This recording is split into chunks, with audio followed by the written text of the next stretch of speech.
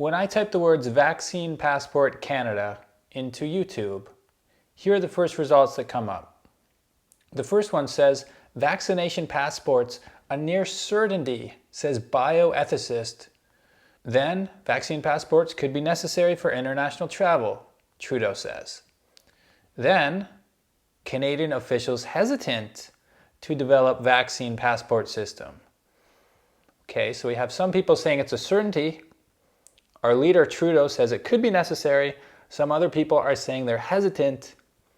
And then the next one, will you need a vaccine passport to travel? And then the next one, the case against a COVID-19 vaccine passport. And then the next one, are vaccine passports closer than we think? So all of that is very clear and straightforward, isn't it? I think we've discovered that vaccine passports either are or aren't coming, and they either are or aren't closer than we think, and they may or may not be completely necessary. So, any questions? This is the kind of topic that a smarter YouTuber would probably ignore completely. I haven't seen very much commentary on this topic. I haven't seen any travel channels talk about this whatsoever. And yet it's something that will be affecting all of our lives one way or the other. You know, I gave those Canadian examples because I'm a Canadian. You could be American, you could be from another country. Wherever you're from, I'm sure these discussions are happening. And they have grave implications, not only for travel, but for how we live our lives. And in many ways, for the way we perceive this society that we're building, this global society which transcends every single country and, you know, implicates the entire world. So I'd like to talk about this, and I have no script for this video. I don't even know exactly how I feel about this. And maybe that's why smarter people aren't making videos about this, because it's very complicated to know how to feel about it. And if you say one thing, like if I come out and say vaccine passports are good, I love vaccine passports, well then that puts me on one political side. If I come out and say vaccine passports are bad, I hate vaccine passports, that puts me on the other side. And either way, half the people are going to hate you. That's why I have this little bit of whiskey. I need courage, guys. I need courage just to talk about this. But seriously though, I wanted to let you know right at the beginning that I understand this is a controversial issue. I understand it's something that is undecided. And I understand that whatever opinions I give here could very well age poorly. I could look back on this video 6 months later and be like, wow, was I wrong? Was everything I thought about this topic completely off base? But I wanted to share some thoughts for no reason other than perhaps that I think people need to be able to freely express themselves, and we need conversations about topics that affect everyone. Because when people are afraid to speak about things, you know, that's just not a healthy thing for society. It means that a small group of people are going to make the decisions for everyone, instead of a democracy doing what a democracy does best, which is working together and making decisions. So I wanted to share a few thoughts on this. And to begin with, I'd like to introduce someone much smarter than me to the discussion. Much smarter and much older as well. My dad. And as is so often the case when I'm struggling with a new idea or struggling with something that it seems like has never happened before, and if you hear a lot of the discussions about the vaccine passport idea, it truly does seem like, okay, this has never happened before.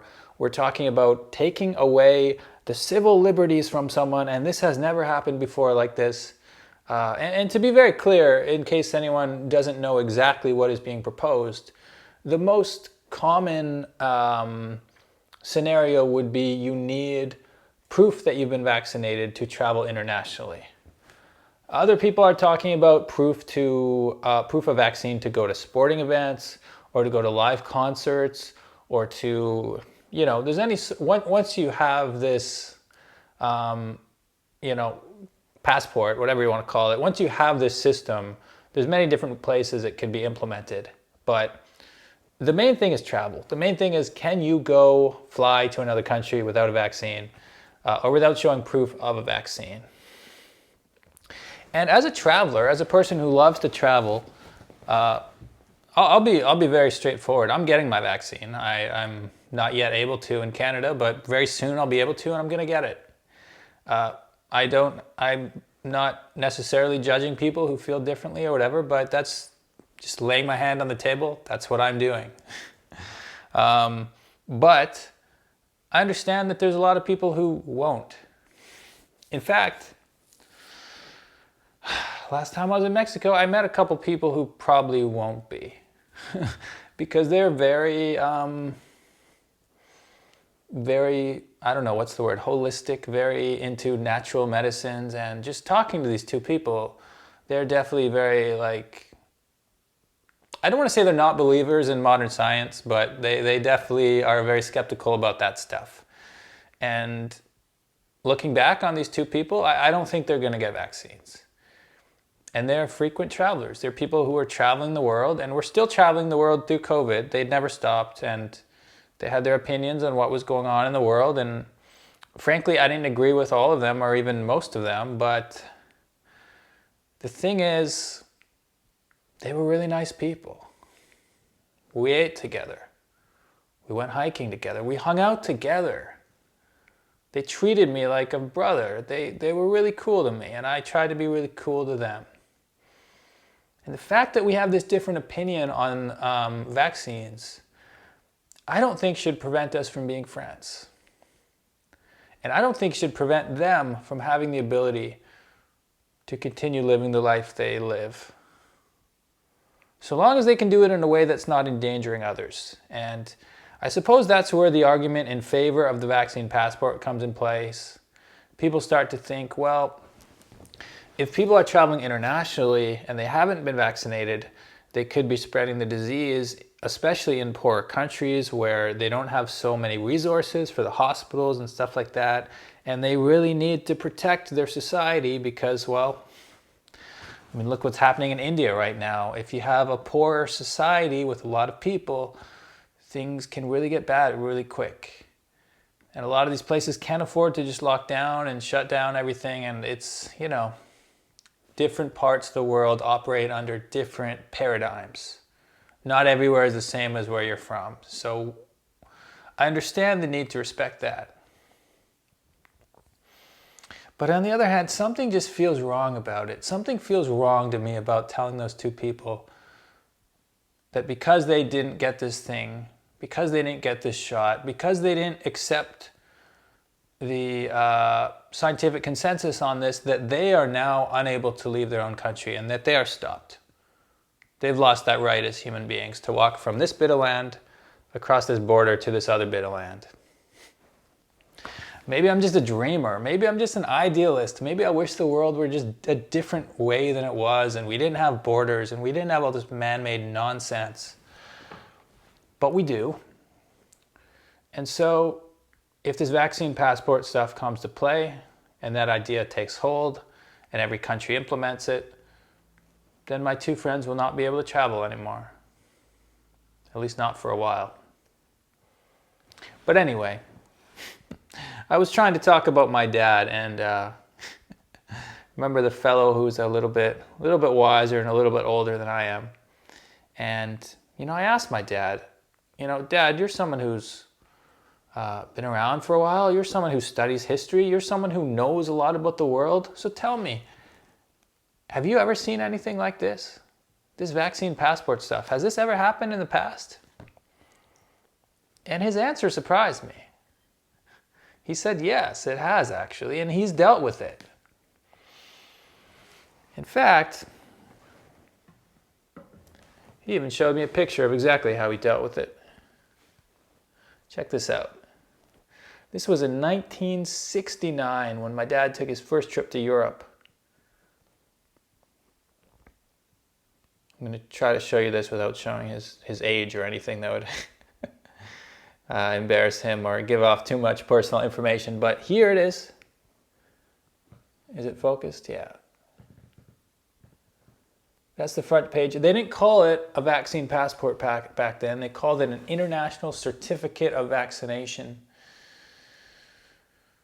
issued by Health and Welfare Canada, Medical Services, issued to R.A. Weinberg. I'll cover up his passport number, but that's my dad, Robert Andrew Weinberg. And yeah, this is kind of how it looks. So this is smallpox. This is a page of smallpox. I'm just going to copy this and like put it on the screen for you. That makes a lot. Sober Dan probably would have figured that out, but drinking a glass of whiskey, Dan wasn't quite that smart. But yeah, the point is, this was his vaccine passport. And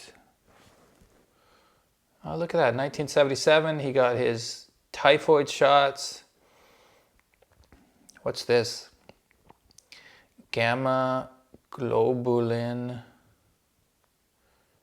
Isn't that crazy how it was just written in, like whoever gave him the shots just hand wrote it in.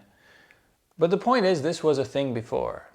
And specifically, it was smallpox that was the big issue in the late 60s, and before that in the 50s, and even before that, it was a health crisis the likes of which we haven't lived through. I mean, the coronavirus is bad, don't get me wrong, but I think the way smallpox was devastating people was a lot worse. And people forget that. It only takes a couple generations for people to really forget how bad things can get.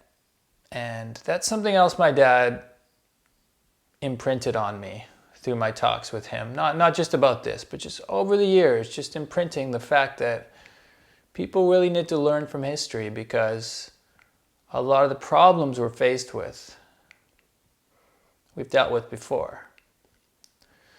And so this idea that, okay, vaccine passports come in now, they're going to be here forever, we can't let the government take away our freedoms because we'll never get them back. Well, we did get them back after smallpox. We did get them back in the past. We have dealt with situations like this before. But maybe we haven't. Like us, the individuals haven't. But society has. Society's been here before. So sometimes it doesn't hurt to ask some older people what their opinion on things are. They tend to have some pretty good thoughts. But on the other hand, I do disagree with my dad on some things. And on this case, I feel like in my lifetime, if you look at the incompetency of how governments have been handling the pandemic so far, you have to wonder whether they're even able to pull something like this off properly, or whether it's just going to be another disaster. So part of my hesitancy to let them do this is as if I'm in charge. I'm going to let you guys do this. No, just part of my hesitancy to be on board with this idea comes down to a general lack of belief in the competency of the government right now. And beyond that, my further hesitancy has to do with those two people I knew down in Mexico and everyone else they represent. All the people who I'm not on board with this whole idea that people who are against vaccines are bad people, or that they need to be like ostracized from society. You know, I actually read some people saying that online. I read some people saying, I hope they do make these vaccine passports necessary to go to the movies and to go to the bars and to go to the restaurants. And I hope these fools who are holding us all back by not getting their vaccines, I hope they can't go anywhere. And I was just reading this comment, and it was like you're supposed to be the good guys. Like, you're supposed to be like the ones who are on the side of science and the side of reason and the side of like bringing the world back together. And it just sounded so hateful and so spiteful and so divisive. There's no... you got these two people in these different positions, right? One person is in favor of vaccines, one person against it. And it's like, if you, okay, you both kind of want the same thing, right? You both want this terrible pandemic to be over. You both want to see your families again. You both want to love everyone again. You both just want the world to be a better place. You just have very different views about this particular topic. But if you hate each other and you call each other sheep and you call each other brainwashed losers and you call each other like this and that and this and that, and you say, you should leave this country, you should leave this country, you shouldn't go to the movies, you shouldn't be able to get on a plane and fly somewhere. That is the problem I see. Even if you do make this vaccine passport and certain people can fly and certain people can't, maybe it'll save some lives. Maybe it will help prevent the virus from spreading in some little way. But what is the massive consequence of that decision? Like, what are you doing to the global consciousness in terms of dividing people, in terms of making people fight each other, in terms of making people hate each other, in terms of like preventing the world from healing from this traumatic experience we've gone through? Because make no mistake, these past couple of years, 2020, 2021, they've been traumatic. I felt it on a personal level. I'm sure you have too. Like in the early days of 2020, I was very depressed. Because I was depressed not only for my own situation, which was bad, but I just kept thinking about all these other people and their situations and how much suffering was happening in the world. And it got to me. It really got to me. I couldn't leave bed for a while. I was just depressed every day. And I eventually pulled myself out of that, and I'm in a better place. But when I hear people who just say they're really struggling right now, I sympathize, because I've been there too, and it's not a fun place to be. I think we've all been there at some point since all this stuff happened. Mother's Day just passed. Here in Canada, yesterday was Mother's Day. You don't think I'd like to be with my mom in Winnipeg right now? Give her a big hug? It's the second Mother's Day in a row I've been without her. And it's just, that's real. It's real for me. It's real for a lot of people. It's hard. And I know that's another rant as well. I'm getting away from the vaccine passport stuff, but I think it's all connected. And it's all connected because sooner or later, we're going to have to make a decision as a society about what point we can just start piecing together this world again and trying to build a better future. And for some people, that has to do with just minimizing the number of cases and trying to stop COVID, and that's all it's about. But for other people, it has more to do with holding on to people's freedoms and holding on to people's desires to run their business or to do the things they love or to meet the people they love. And I think that's a valid perspective as well. I think both perspectives are valid in their own way. And I think with this vaccine passport stuff, we need to respect both sides. And ultimately, I think if the scientists and the, who was it on my list of YouTube videos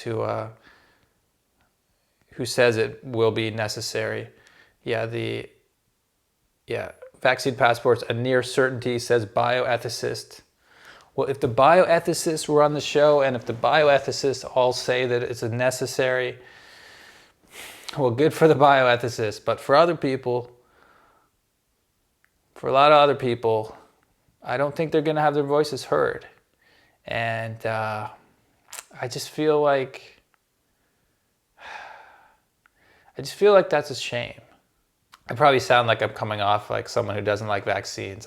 Like I said, I'm getting a vaccine, and vaccine passport stuff aside, I was planning to get one. I had vaccines when I was young. I've always had vaccines. I've had flu shots, I I don't get one every year, but I've had them in the past as well. And it's not about that. It's just about recognizing that there's a lot of people in the world with very different viewpoints. I think travel's taught me that more than anything else. And I don't think those people are wrong for those viewpoints. I don't think we should treat them like second-class citizens. I don't think we should stop them from being able to travel, especially not for the rest of their life. Like, that's the other thing. How long does it last? Because some people are saying COVID is not going to go away. It's just going to be a seasonal thing that comes back. So the people who decide they don't want vaccines, which by some estimates is as much as 30% of Canadians, 30% of Canadians just can't leave the country ever again. Are we okay with making that decision? Is that what a free country does? Because that sounds like you're making a second class of citizens. That sounds like you have everyone up here and then other people down here. And you get all the freedoms and you just look down on the other people and say, well, you're not one of us. You're too dumb to be one of us. Or you don't think like us. Or you're not able to do the things we do. And that never leads somewhere good. That never leads anywhere good. That's just a modern form of slavery. That's just a modern form of classism. That's just a modern form of, we're the royals and you're the peasants. That's just that old human tendency to like put yourself above strangers who think differently and act differently and look differently. And I think that's poison. I think that tears apart a society. I think that tears apart a society. And yeah. I honestly started this video, I didn't even know for sure how I felt about this, but I just had a feeling that I wasn't on board with this vaccine passport stuff. And the more I talk about it, the more I don't think I'm on board. If you're talking about a temporary measure, if you're talking about like, okay, for 2021 into 2022, like if you're talking about 12 months, you're not able to travel while we get everyone vaccinated, while we get the numbers down, while we get things under control, that to me is logical. That to me makes sense. But if people are talking about it as a long-term solution, I just think I think that's going to cause more trouble than it's worth. And I think it's going to be I think it'll be a sad day if that happens. So to all my travelers out there, to all my people out there who have made it this far, cheers to you for listening to me ramble about this topic. Cheers to you for listening to people speak their mind, and cheers to you for giving me company on this night, I guess. Anyway, that's been my little rant for tonight.